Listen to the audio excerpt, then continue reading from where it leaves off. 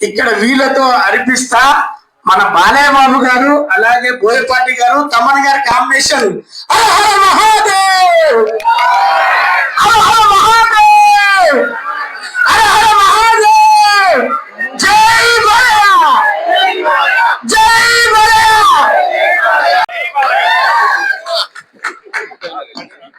ఇదేందయ్యా ఇది మేము చూడలేడ. Yes, so ఇప్పుడు ఎక్స్పీరియన్స్ ఎలా ఉంది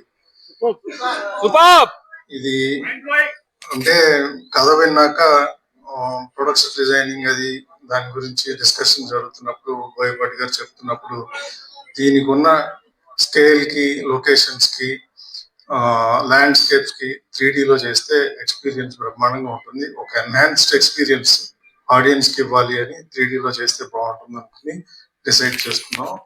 అలాగే మనకి టైం కూడా దొరికింది. సో అంటే చేసేసాము అన్నట్టుగా కాకుండా ఎక్స్ట్రాడినరీగా వచ్చింది. అన్ని రీచెక్ చేసుకుంటాను. బ్రహ్మాండంగా ఉంటుంది. మీకు విజువల్ గా అద్భుతమైన ఎక్స్పీరియన్స్ ఉంటుంది. That I can promise you.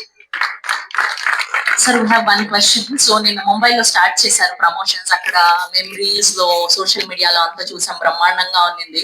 And sir and Balayya Babu గారు తెలుగు స్పీచ్ హిందీ స్పీచ్ అదరగొట్టేశారు. మీకు ఆ ఎక్స్పీరియన్స్ ఎలా ఉన్నింది ఫస్ట్ టైం ఇన్ ముంబై?